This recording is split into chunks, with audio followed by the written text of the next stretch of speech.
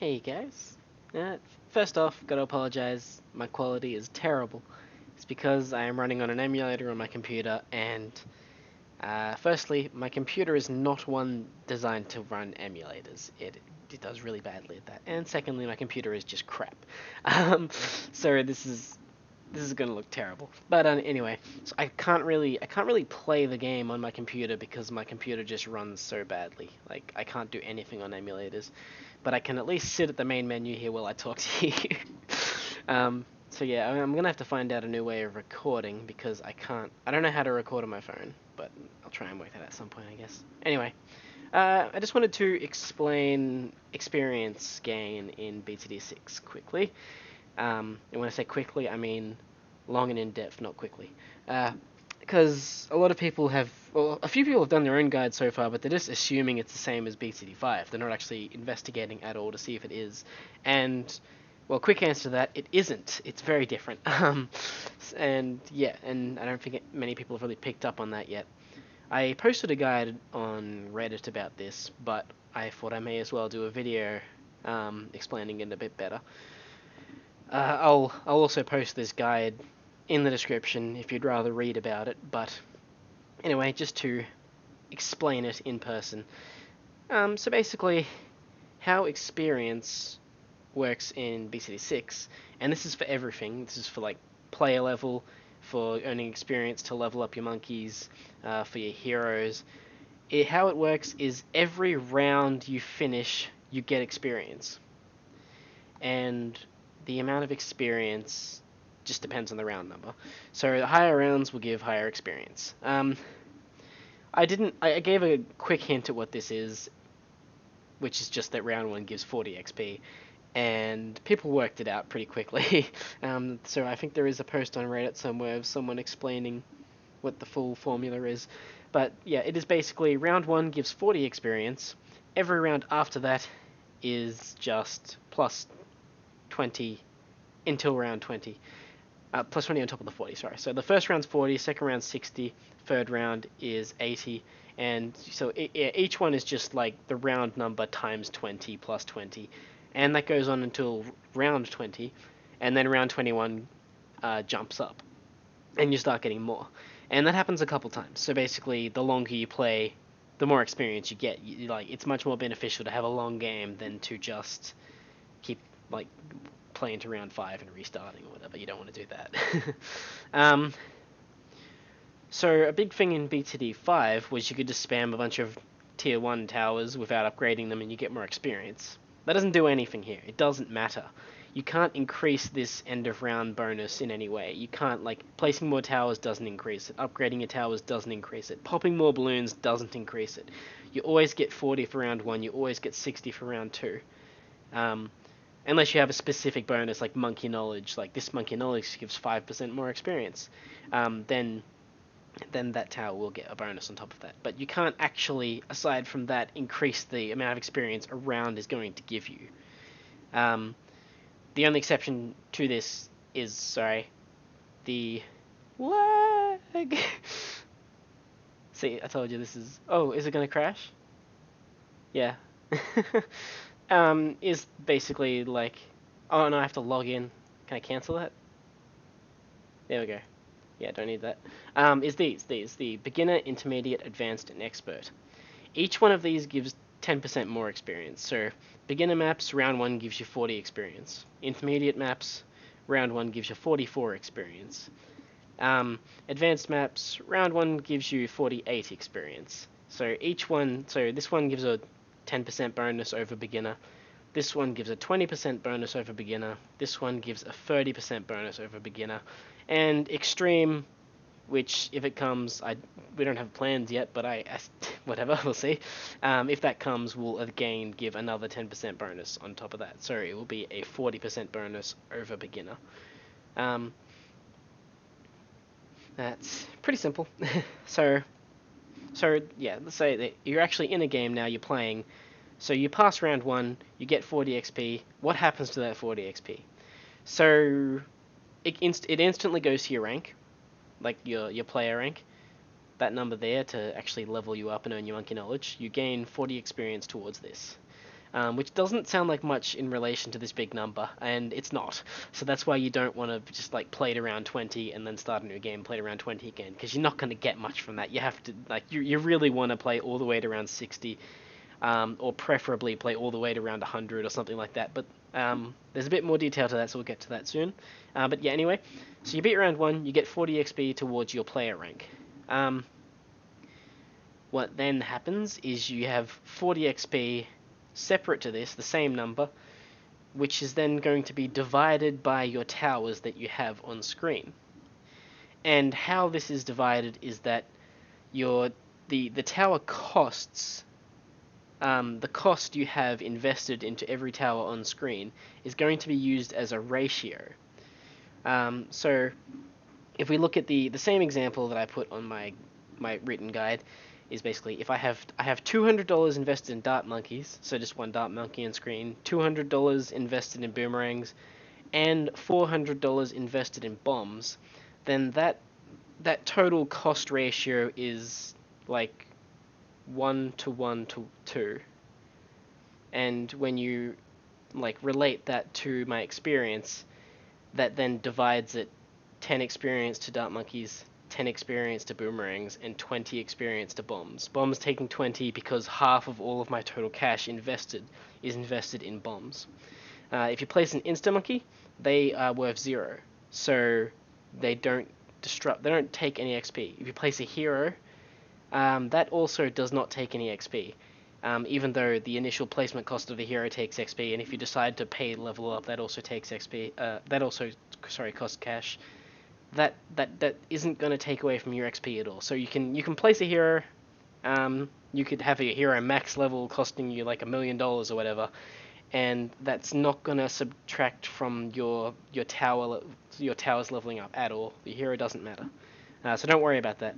Just because I saw a couple people were worried that, oh, if I place my hero and he's getting all the pops, then how am I going to level my other towers? It doesn't matter. You can place your hero, he can be getting all your pops, and it doesn't matter for your other ones. They'll still get all of the same XP they would anyway, because pops is nothing to do with it. You don't get any bonus from pops. That also means don't regrow farm, because you're just wasting your time. Unless you're going for money, that's the only reason to regrow farm at all, because you're not going to get any experience from it at all. Yeah, that's pretty much all there is to it. The only other thing to note is, which is a very important thing actually, whenever you get the victory pop up, and it says, "Would you like to continue in free play?" If you hit yes to that, your experience is now reduced by 90%. So that's a huge cut. This happened in BTD5 as well, but it wasn't as big a deal since by the time you reach free play, you're getting a lot more balloons. But now that it's not based on balloon pops, it's actually based. Why do I keep saying blazed? God. It's actually based on the round number. It is a much bigger deal. So for now, yeah, if you're just trying to speed power level all of your towers or rank up to get monkey knowledge, it's best not to do free play. It's best to just start a new game. But what that also means is it's not the same free play round for every difficulty. So easy, you start free play at round 40. So round 40 you get a 90% XP cut. Medium, it's round 60. So around 60 you get the XP cut. Hard, it's around 80. So around 80 you get the XP cut. So you're actually best off playing the hardest difficulty you can in regards to just leveling up. And then that also includes Impoppable. So if you play Impoppable or Chimps, I think these are the only ones that go up to around 100. So if you play on those modes, you're getting the most possible experience per game, which is also, I have done the math, it is the most possible experience per minute. So you are best investing your time in the hardest difficulty you possibly can if you're looking to level up the fastest you possibly can, which is good.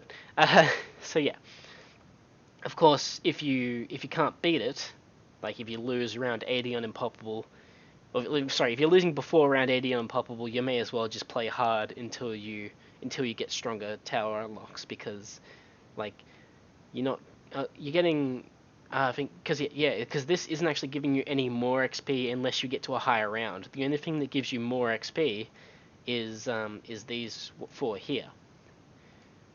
So like if I get to round 10 in expert, that's better than getting to round 10 in advanced. Maybe round 9, I don't know. Probably better than getting to like round 7 in advanced. So yeah, you're better off playing expert. But again, expert is really hard. So you got to kind of you do have to work out a lot about like what's best for me, like how do I go, like what's that's the thing. But yeah, but if you're looking for absolute maximum efficiency and you know you can beat it, or you're willing to pay a lot of monkey money to just get a huge head start, then the best thing to do is go expert, pick muddy puddles or ouch, go hard, go impoppable, and that's your best experience. Chimps is obviously not going to be better because chimps, the only difference is that it's much harder and so you have to take it much slower to actually win. So yeah, you're much better doing impoppable, just for XP. And one thing that players have also noticed is if you go on easy mode and you do, oh, I'm having a lot of deflation on that map, whoops. If you go on easy mode and you do deflation, fingers crossed it doesn't crash because my computer's terrible. You start on round 31. So since you start on round 31, you're actually getting a huge boost in the amount of XP that you start at, since like round 1 gives you 40, round 31 gives you much more than 30. So a good way to farm experience is actually to do deflation. Deflation is worse experience per minute than doing hard difficulty or impoppable difficulty, but the thing that's important to account for is that it's really easy. You can literally just throw your towers down and then just AFK. And if you're willing to do double cash, then you can beat even Ouch. And I'll show you the strategy which I've been doing on Ouch. And that's just drain the water. And this runs much better on my phone. Put a Quincy here. Oof. Oof. Yeah. Sorry, this is why I haven't been doing any gameplay. If anyone wants to teach me how to record commentary from my iPhone 8, that would be helpful. I can probably work it out myself, but I have been really busy, so I have not tried yet. Yes. So I do my Quincy, I do my Monkey Village, just 300. And put my crossbow master here. Oof. And then put another primary tower.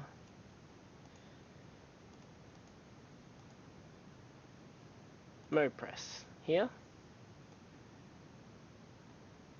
Put glue gunner here. These two are kind of the hardest paths.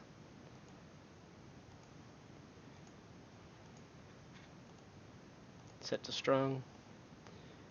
Oops. Another glue gunner here. This guy can't get mob glue though, unfortunately. And this can beat round 60 on Ouch. Since it is round 60 before you get free play and deflation, if you're doing the deflation farming strategy, then you should quit at round 60 and start again. But I think that this particular team will lose on round 62 anyway. So, yeah. But yeah, for maximum XP profits, just round 60, exit and start again. The one thing is, if you kind of get the placement off a bit with this particular strategy, you will sometimes lose on round 54. That's still pretty decent XP though, and you can just start and try again. And even if you lost on round 54 every time, that's still really good experience, because like Ouch is giving you 40% more experience than if you're doing this on logs, which is really easy, and you're always gonna get round 60 on logs, but yeah, you're gonna be losing that 40% experience. And failing on round 54 is still much more worth it when you get that 40% bonus. But yeah, most of the time with this particular setup, I beat round 60. It's just like every now and then, when my placement's a bit off, I fail on 54. but that's okay. Also, I never use my Quincy's ability, so if I did, then I would probably never fail. Um, it's just the only time you ever want to do this deflation farming strategy is really when you're AFK, because that's the only benefit to it, is being AFK. You're actually way better off just playing hard or impossible and winning, like beat round 80 on hard or round 100 on impossible, and then restart. And that's the most experience you can get. This is just the laziest experience you can get. So anyway, I I hope this was informative. I think that's pretty much everything that you need to know about experience in BTD6. I will include my written guide in the description because it's much less long-winded. I just can't help but talk, can I? I don't know. I'm weird. But yeah. Anyway, hope this was helpful, and I will see you around.